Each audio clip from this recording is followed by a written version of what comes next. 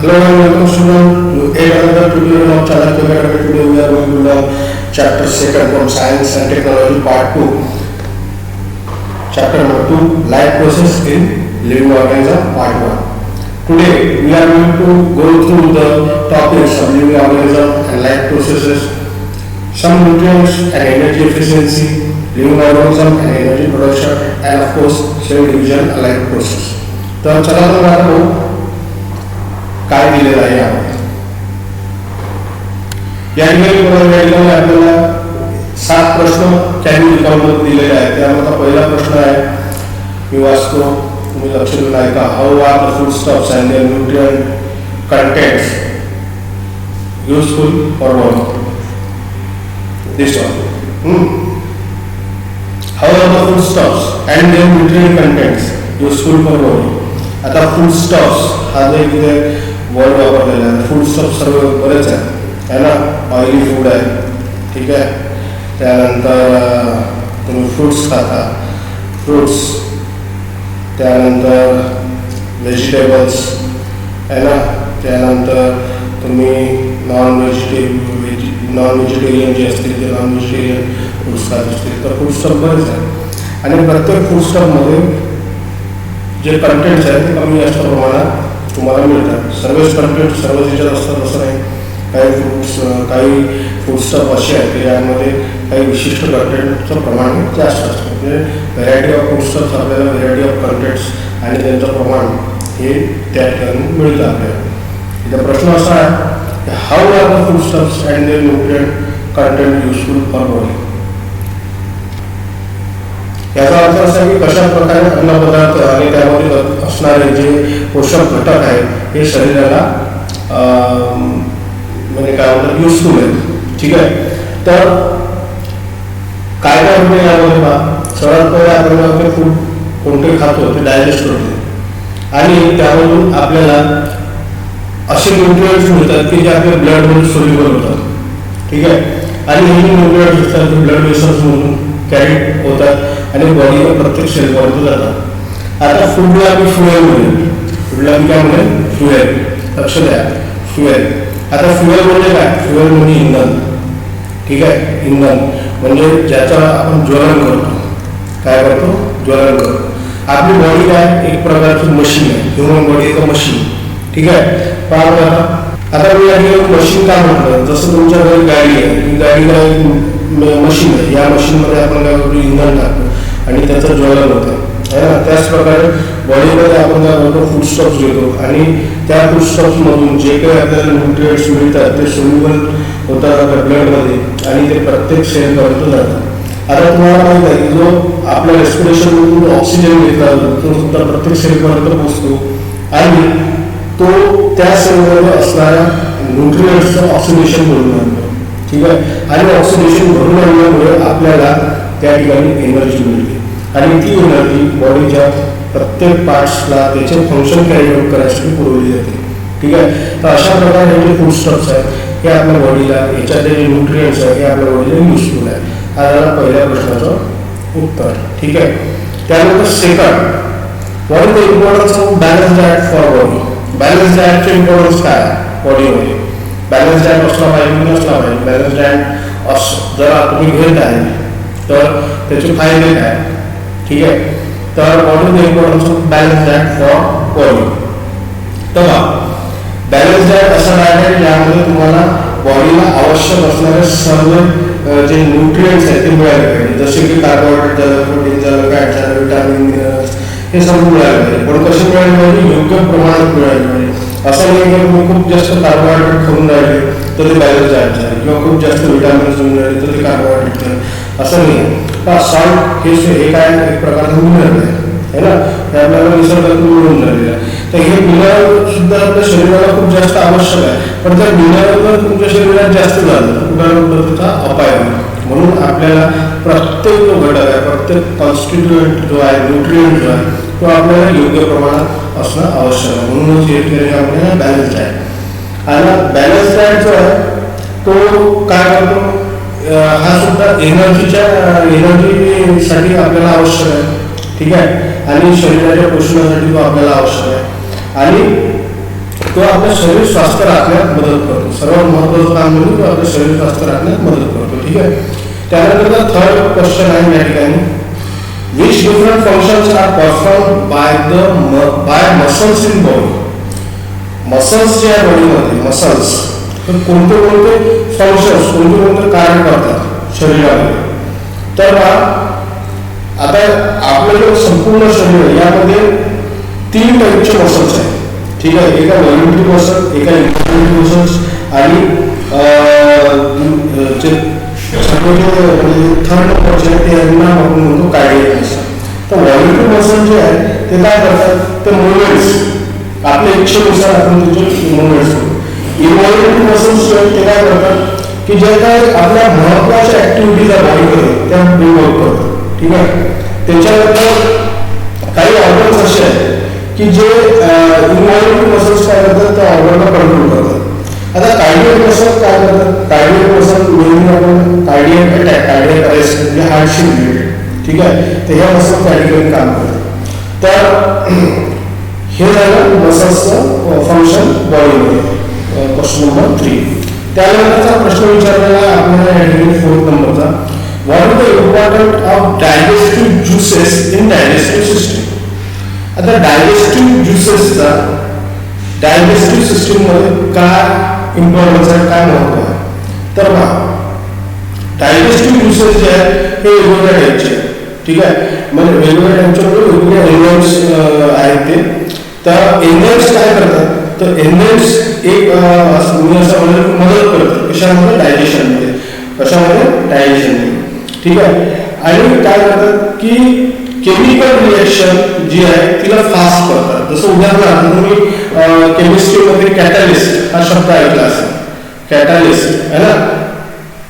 तर कॅटॅलिस्ट हा जो शब्द आहे, हा शब्द याची जर तुम्ही डेफिनेशन बघितली तर हा शब्द तुम्हाला काय सांगतो, हा शब्द तुम्हाला सांगतो की हा केमिकल रिएक्शन मध्ये काय करून राहिला, भाग तर घेऊन राहिला. म्हणजे take part in chemical reaction आहे ना, taking part in chemical reaction. पण हा त्या रिएक्शन मध्ये फक्त काय करून राहिला, फक्त त्याची गती वाढवून राहिला आहे ना. म्हणजे एका साईडला उभारून त्याची गती वाढवून राहिला. तर असंच काम ते डायजेस्टिव्ह ज्युसेस सुद्धा करतात. हे जे डायजेस्टिव्ह ज्युसेस असतात तर हे जास्तीत जास्त आपले जे स्टमक आहे, ठीक आहे, तर हे काय करतात, जे डायजेस्टिव्ह ट्रॅक आहे, जसं आपल्या पोटामध्ये जो आपला पूर्ण जो डायजेशनचा अन्ननलिका याचा जो pH आहे तो मेंटेन करण्याचं सुद्धा काम करतात. ठीक आहे. तर आणि इंटेस्टिनल ज्युसेस जे आहेत ते त्या अन्नाला अल्कलाइन बनवण्याचं काम करतात. ठीक आहे. तर हा झाला आपला 4th नंबरचा क्वेश्चन. त्यानंतरचा आपला क्वेश्चन आहे या ठिकाणी 5th नंबरचा, which system is in action for removal of waste material, removal of waste material produced in human body. कोणता system, which system is in action for removal of waste material produced in human body. तर तुम्हाला माहित आहे त्या सिस्टमचं नाव आहे excretory system. ठीक आहे. आणि हा काय करतो, बेसिकली हा नायट्रोजिनस जेवढं वेस्ट मटेरियल आहे शरीरामधलं ते बाहेर काढतो. ठीक आहे. त्यानंतरचा 6th नंबरचा प्रश्न आहे, what is the role of circulatory system in energy production. आता सर्क्युलेटरी, ब्लडचं सर्क्युलेशन होते, या सर्क्युलेटरी सिस्टमचा एनर्जी प्रोडक्शन मध्ये काय रोल आहे, काय त्याचं महत्व आहे, काय काम आहे. तर सर्क्युलेटरी सिस्टम मध्ये काय होतं, जो जसं सर्क्युलेटरी सिस्टम जो आहे हा काय करतो, डायजेस्टिव्ह सिस्टम मधला जो काय म्हणतात आपण न्यूट्रिएंट आहे किंवा आपण त्याला ग्लुकोज म्हणून तयारसाठी, ठीक आहे, न्यूट्रिएंट म्हणून त्याला ग्लुकोज म्हणून. आणि रेस्पिरेटरी सिस्टम मध्ये आपल्याला ऑक्सिजन मिळतो, तो सेलवर ट्रान्सपोर्ट करण्याचं काम करतो. ठीक आहे. त्यानंतरचा प्रश्न आहे आपला 7th नंबरचा, how are the various process occurring in human body control. आता ह्युमन बॉडीमध्ये ज्या कोणत्या प्रोसेस घडतात त्या कशाला कंट्रोल होतात, इन हाऊ मेनी वेज, आणि किती प्रकार, म्हणजे किती पद्धतीने, किती टाईपने कंट्रोल होतात, इन हाऊ मेनी वेज असं विचारलेलं आहे. तर सर्वात महत्त्वाचा म्हणजे नर्वस सिस्टम आणि जो एंडोक्राइन सिस्टम आहे तो ब्रिंग्स अबाउट कंट्रोल आणि nervous and chemical coordination in the body. हे सर्वात महत्त्वाचं आहे.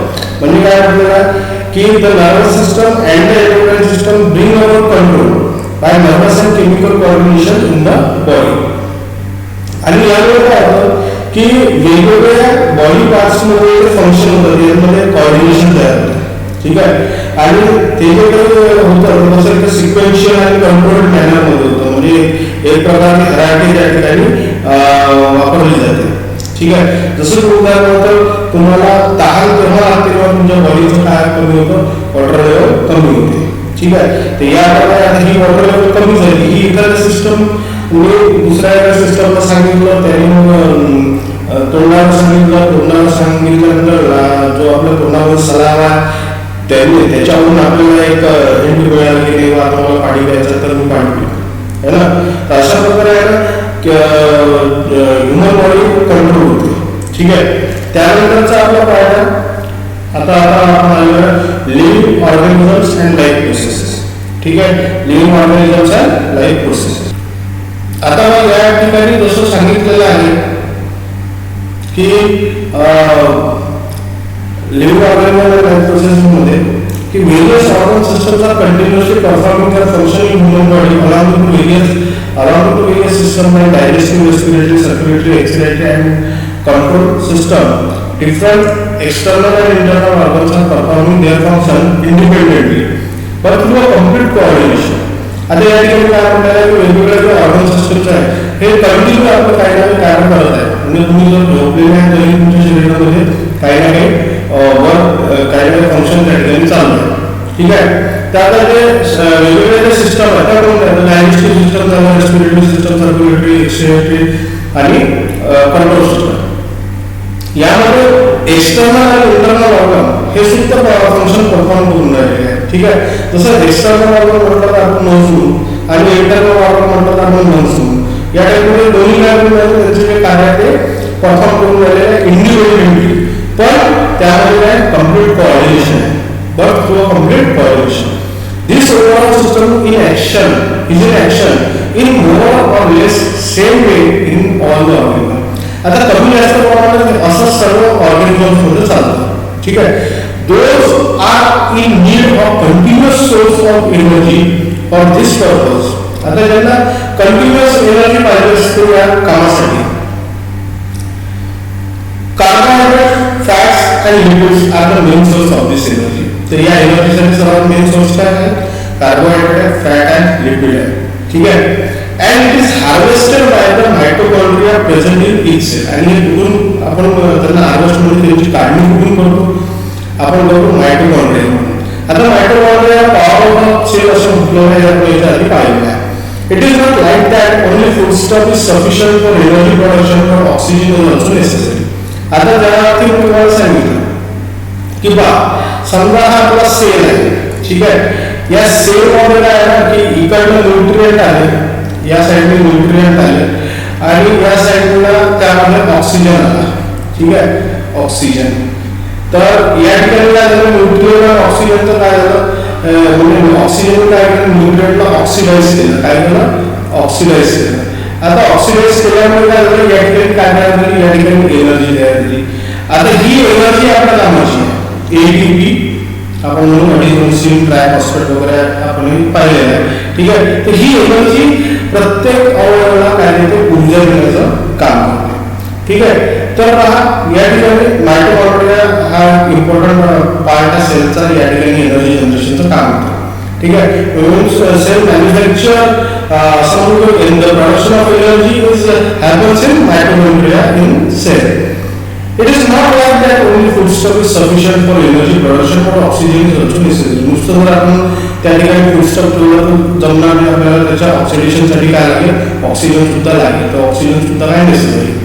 All these that is foodstuff and oxygen are transported up to the cell by circulatory system.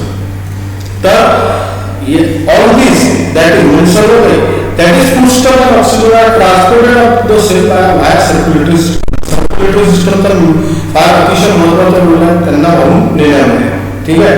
तर सर्क्युलेटरी सिस्टम काय सेलपर्यंत जे सर्व फूडस्टफ आणि ऑक्सिजन वाहून देते, तिथून जी एनर्जी त्या सेलमधून मिळते, म्हणजे ते सर्व काम करण्यासाठी काय सर्क्युलेटरी सिस्टम हा इम्पॉर्टंट आहे.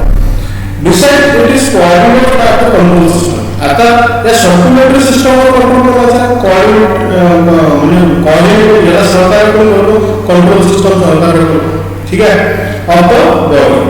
Of course each life process, that is this life process, contributes in its own way in the process of energy production. ते ह्या काही जीवन प्रक्रिया आहे यांचं सुद्धा या एनर्जी प्रोडक्शनच्या प्रोसेसमध्ये थोडं खूप जास्त प्रमाणात कंट्रीब्युशन असतं, ठीक आहे. It contributes functioning of all these life processes also require the energy. आता ह्यामध्ये लाईफ प्रोसेस बरोबर घडून राहिले, पण यांच्या फंक्शनिंगसाठी सुद्धा काय आपल्याला कशाची आवश्यकता असते, आपल्याला एनर्जीची आवश्यकता असते, आपल्या बॉडीला एनर्जीची आवश्यकता असते. जसं लंग्स काम करून राहिले तर लंग्स काम करून राहिले तर लंग्सला सुद्धा एनर्जी पाहिजे, है ना. त्यानंतर म्हटलं human and other animals consume the fruits and vegetables. पहा काय म्हटलं, ह्युमन्स या ठिकाणी आपल्याला म्हटलं humans and other animals, humans and other animals consume the fruit and vegetables, ठीक आहे. प्लांट्स आर ऑटोट्रॉफ्स, हे आपल्याला म्हणतात ऑटोट्रॉफ्स, स्वयंपोषी है ना, स्वतःचं पोषण स्वयंपोषी आपण यांना म्हणतो, है ना, स्वतःचं पोषण स्वतः करतात, ठीक आहे. त्यानंतर they prepare their own food, that's why they are called autotrophs, ठीक आहे. They utilise some of the food for themselves where remaining store in various parts like fruit, leaves, stem, roots, etc. We consume all the various plant materials. आता आपण जे काही फळ भाजीपाला खातो यामध्ये आपण फळं सुद्धा खातो, पानं सुद्धा खातो, स्टेमचा वापर करतो, रूट्सचा वापर करतो, है ना. तर आपण जवळपास प्लांट मटेरियलमध्ये असणारे जे व्हेरियस जे पार्ट्स आहेत त्यांचा आपण यूज करतो, ठीक आहे. and obtain different nutrients like carbohydrate, fats, proteins, vitamins, minerals. आणि याच्यापासून आपल्याला वेगवेगळे न्यूट्रिएंट्स आहेत, लाईक कार्बोहायड्रेट झालं, फॅट झालं, प्रोटीन झालं, विटामिन झालं, मिनरल झालं, यासारखे न्यूट्रिएंट्स आपल्याला मिळतात. Which food material do we consume to obtain these nutrients? आता कोणतं फूड मटेरियल आपण कन्झ्युम करतो की ज्यामुळे आपल्याला न्यूट्रिएंट्स, हे जे न्यूट्रिएंट्स आहेत वरती दिलेले आहेत, कोणते कोणते, कार्बोहायड्रेट झालं, फॅट झालं, प्रोटीन, मिनरल, ठीक आहे, विटामिन, मिनरल, हे सर्व आपल्याला मिळतील. तर त्याचं उत्तरामध्ये आपण काय सांगू, त्याचं उत्तर सांगताना आपण हे सांगू की जे न्यूट्रिएंट्स आहेत, तर न्यूट्रिएंट्स मिळवण्यासाठी आपण वेगवेगळे फूडस्टफ्स खातो, ठीक आहे. तर त्यामध्ये सर्व म्हणजे डाळी आल्या, त्यानंतर काय म्हणतात त्याला जे कडधान्य आहे ते आले, त्यानंतर ते मिल्क प्रॉडक्ट्स आले, त्यानंतर नॉन व्हेजिटेरियन आयटम्स आले. तर ह्या सर्व गोष्टींमधून आपल्याला कार्बोहायड्रेट, फॅट, प्रोटीन आणि मिनरल्स मिळतात, ठीक आहे. त्यानंतर we obtain the carbohydrate from milk, fruits, jaggery, cane sugar, vegetable, potato, sweet meat, cereals like wheat, maize, ragi, jowar, millet, rice, etc. ठीक आहे. त्यानंतर we get 4 kilocalorie energy per gram of carbohydrate. आता 1 gram carbohydrate मधून आपल्याला 4 kilocalorie, काय म्हटलं, 1 gram carbohydrate मधून आपल्याला किती मिळते, 4 kilocalorie ऑफ एनर्जी. किती, per gram of carbohydrate, 1 gram carbohydrate. Let us study the way by which the energy operates. तर आपल्याला या समोरच्या पार्टमध्ये काय स्टडी करायचं आहे की एनर्जी कशा प्रकारे मिळते, ठीक आहे. Let us study the way, कोणत्या प्रकारे आपल्याला एनर्जी मिळते, ठीक आहे.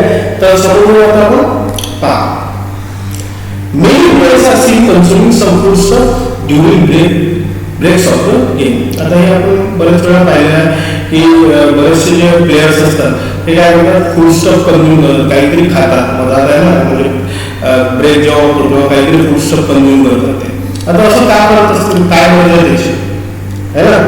व्हाय may be the player consuming this foodstuff. आता काय करायचं असं प्लेयर्सला जे फूड स्टफ आहे मधात गेम थांबून कन्झ्युम करायची, कारण त्यांची एनर्जी रिक्वायरमेंट कशी वाढलेली असते शरीराची, त्यामुळे त्यांना ती त्वरित जर भरून काढली तर त्यांच्या परफॉर्मन्सवर परिणाम है ना. म्हणून काय प्लेयर्स काय म्हणतात, प्लेयर्स ते जे फूड स्टफ्स आहेत ते मला ब्रेकमध्ये घेतात आणि असे घेतात की जे ज्याच्याकडून लवकर एनर्जी मिळेल. है ना, काही एनर्जी ड्रिंक असतील वगैरे वगैरे, ठीक आहे. त्यानंतर can you recall what is respiration. Respiration म्हणजे काय, तर रेस्पिरेशन म्हणजे काय, हाऊ डज इट ऑकर आणि ते कशा प्रकारे घडतं. तर सर्वात महत्वाचं म्हणजे रिलीज ऑफ एनर्जी. जे काही फूड तुम्ही खाल्लं त्याच्यामधून एनर्जी रिलीज होईल म्हणजे काय असतं, रेस्पिरेशन. लक्षात, ऑक्सिजन घेणे आणि कार्बन डायऑक्साईड सोडणे. पण यावर होऊन काय आहे, यावर सर्वात महत्वाचा पार्ट आहे release of energy. Release of energy, ठीक आहे. एनर्जी काय होईल, रिलीज होईल, तर याला आपण म्हणतो रेस्पिरेशन, ठीक आहे. त्यानंतर इनहेलेशन आणि एक्झिलेशन, याला आपण काय म्हणतो ब्रीथिंग. याला काय म्हणतो इनहेल ऑफ ऑक्सिजन आणि exhale of carbon dioxide, that is called breathing, ठीक आहे. आता या ठिकाणी हाऊ डज इट ऑकर, कशा प्रकारे ते घडतं. तर जे एअरमधला ऑक्सिजन आहे तो एंटर होतो ब्लडमध्ये, ठीक आहे, आणि कार्बन डायऑक्साईड जो आहे ब्लडमधला तो बाहेर निघतो, ठीक आहे. आता एक्झेलेशन होतं कशाचं, कार्बन डायऑक्साईडचं, म्हणजे कार्बन डायऑक्साईड काय होणार, एक्झेल होणार. आणि हा जो गॅसियस एक्सचेंज जो होतो हा कुठे होतो, हा लंग्समध्ये असलेल्या जे अल्व्हिओली असते, जे अल्व्हिओलर मेम्ब्रेन म्हणतो त्या ठिकाणी होतो. आणि याला काय म्हटलं जाते, एक्सटर्नल रेस्पिरेशन. याला काय म्हटलं जाते, एक्सटर्नल रेस्पिरेशन. सोबत आता हे जे रेस्पिरेशन आहे हे अजून दुसऱ्या ठिकाणी सुद्धा होतं. कुठं, तर आरबीसी काय कॅरी करून जातं ऑक्सिजन प्रत्येक सेलपर्यंत. आणि मायटोकॉन्ड्रिया म्हणजे मायटोकॉन्ड्रिया टिश्यू आहे, रेस्पिरेशन किंवा इंटरनल रेस्पिरेशन टेक प्लेस त्या ठिकाणी होतं, ठीक आहे. तर ऑक्सिजन यूज होतो कशासाठी, प्रोडक्शन ऑफ एनर्जीसाठी. आणि ऑक्सिडेशन जे होतं न्यूट्रिएंट्सचं ते काय रिलीज करतं, एटीपी रिलीज करतं, म्हणजे जे की मी तुम्हाला याच्या आधीच सांगितलेलं आहे, ठीक आहे. त्यानंतर आता आपण समोर बघू, समोर काय सांगितलेलं आहे. हां, तर या ठिकाणी living organism and energy production हे आपल्याला या ठिकाणी विचारलेलं आहे. पहा, या ठिकाणी आपल्याला काय सांगितलेलं आहे, या ठिकाणी आपल्याला सांगितलेलं आहे की observe and label diagram given decide. आता आपल्याला या ठिकाणी डायग्राम दिलेली आहे, आपल्याला म्हटलेलं आहे की त्याला ऑब्झर्व करा या डायग्रामला आणि लेबल म्हणजे त्याला नाव द्या, ठीक आहे. तर हा जो पार्ट आहे, हा पार्ट तुम्हाला माहिती आहे, हा पार्ट काय, नोज. काय, नोज, हे जर तुम्हाला माहिती आहे. हा पार्ट सुद्धा तुम्हाला माहिती आहे, माउथ, ठीक आहे, माउथ. त्यानंतर हा जो भाग आहे घशाचा भाग, याला आपण म्हणू लॅरिक्स, ठीक आहे, LARYNX, ठीक आहे. तर हा काय झाला, लॅरिक्स. तर त्यानंतर आपण समोर पाहू, पहा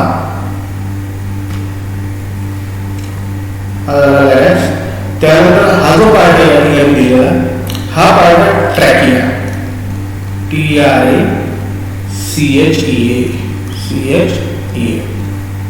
त्याच्यानंतर हा जो पार्ट या ठिकाणी दाखवलेला आहे, हा ब्रॉन्काय, BRONCHI,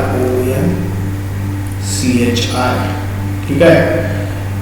त्यानंतर हा जो पार्ट आहे, हा याला आपण म्हणतो फुफ्फुसे, याला म्हणतो आपण लंग्स, काय म्हणतो, लंग्स.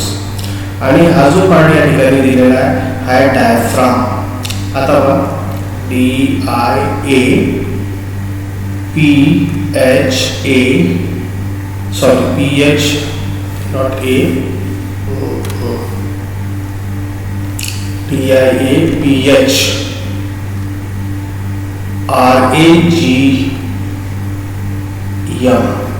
आता या वर्डमध्ये हा जो जी आहे, हा जी तुम्ही सायलेंट ठेवा, म्हणजे काय होईल, डायफ्राम.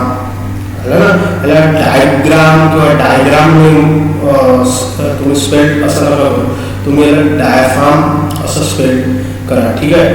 तर त्यानंतर जो एक पार्ट आहे आपला तो आहे, ही एक डायग्राम दाखवलेली आहे. आता ही जी डायग्राम आहे ही आहे ॲल्व्हिओलसची. कशाची आहे, ॲल्व्हिओलस, ALVEO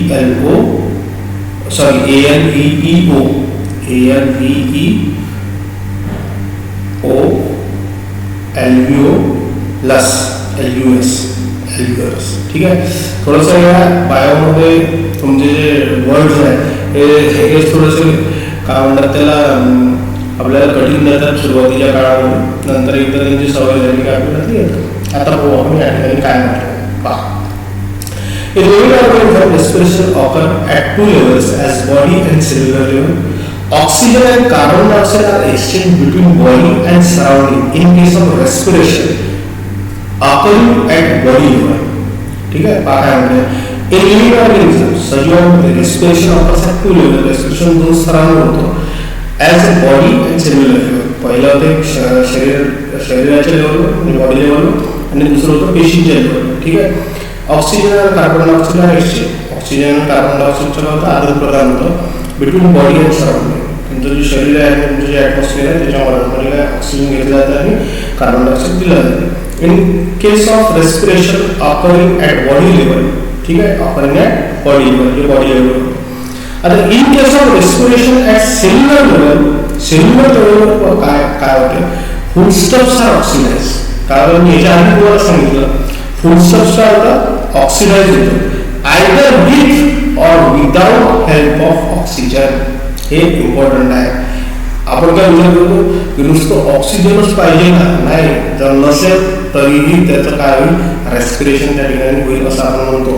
म्हणजे foodstuffs are oxidise either with or without help of oxygen. हा इम्पॉर्टंट पॉईंट आहे आणि हा जनरली आपण आपल्या नजरेखालून जातो पण आपण नंतर विसरून जातो. आपल्याला विचारलं जातं पुढील वर्गामध्ये की रेस्पिरेशन काय. तर जनरली 11वी-12वी विद्यार्थी हेच सांगतो.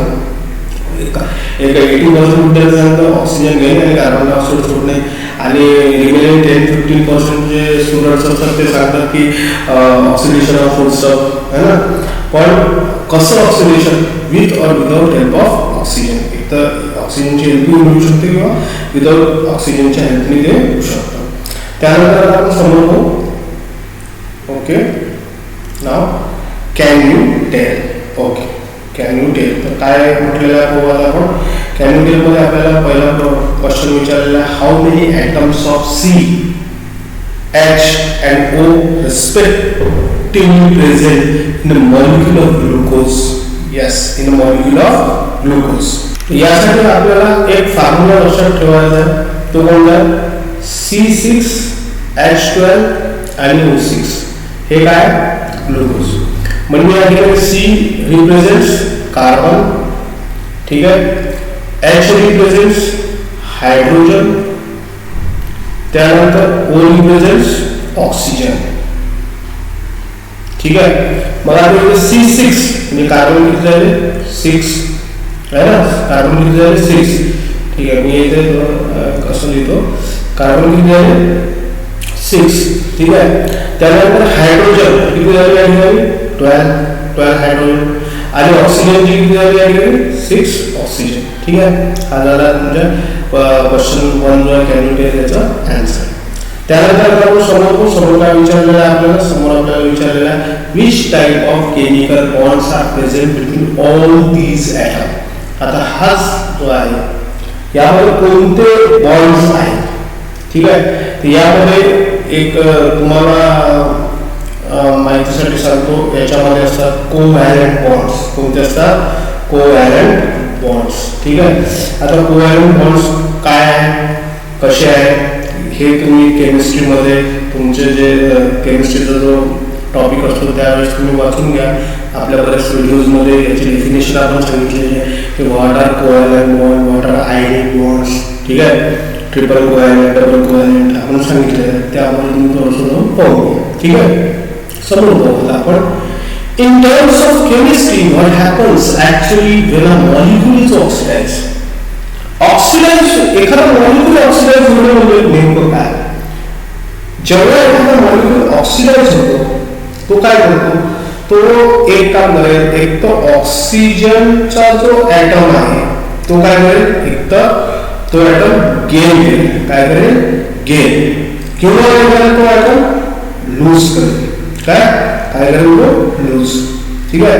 तर ह्या दोन कंडिशन्स त्या ठिकाणी होतील. एक तर गेनिंग ऑफ ऑक्सिजन और losing of oxygen molecule atom, ठीक आहे, ॲटम लक्षात ठेवा, ठीक आहे. ते एक तर लुझिंग ऑफ ऑक्सिजन ॲटम और gaining of oxygen. Okay, now I think तुमचं बरंचसं क्लिअर झालं असेल. त्यानंतर आपण समोर कार्बोहायड्रेट, ठीक आहे. Carbohydrate of the food that we consume every day are mainly utilised for production of energy required for daily. रोजच्या गरजेसाठी, रोजची जी आपली गरज आहे एनर्जीची गरज, काय आपल्याला carbohydrate of the food that we are consume every day. आपण रोज आपण जे काही अन्न खातो त्यामध्ये carbohydrate of the food that we consume every day are mainly utilized for production of energy required for daily need. Carbohydrate हे mainly utilise होते कशासाठी, एनर्जी प्रोडक्शन, जे आपल्याला रोजची जी एनर्जी लागते त्यासाठी. This energy is obtained in the form of ATP. ही energy कोणत्या फॉर्म मध्ये मिळते आपल्याला, एटीपी. फॉर दिस पर्पज, आता यासाठी glucose a type of carbohydrate. आता एक सर्वात महत्त्वाचा क्वेश्चन काय, बरेच विद्यार्थी विचार करतात सर कार्बोहायड्रेट और ग्लुकोज अलग अलग आहे का, कार्बोहायड्रेट आणि ग्लुकोज अलग अलग आहे का. नाही, काय म्हटलेलं आहे बघा, glucose a type of carbohydrate, हा काय कार्बोहायड्रेटचा एक टाइप आहे, ठीक आहे. Is oxidise step by step in the cells. हा काय होतो, हा ऑक्सिडाइज होतो स्टेप बाय स्टेप कशामध्ये, सेल्स मध्ये. This is called as cellular respiration. आणि यालाच काय म्हटलं गेलेलं आहे, याला म्हटलं गेलेलं आहे सेल्युलर रेस्पिरेशन. काय म्हटलं गेलेलं आहे, सेल्युलर रेस्पिरेशन, ठीक आहे. तर जर तुम्हाला त्याची जर डेफिनेशन लिहायची झाली तर तुम्ही असं लिहू शकता, energy is obtained in the form of ATP. Energy is obtained in the form of ATP. For this purpose glucose a type of carbohydrate is oxidized step by step in the cells.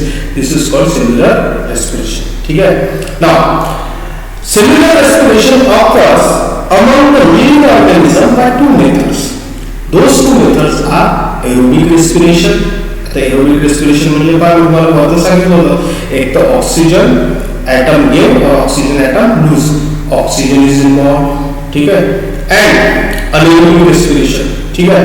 तर जे cellular respiration आहे त्याच्यामध्ये दोन method आहेत, एक aerobic respiration आणि दुसरा anaerobic. Oxygen is not involve.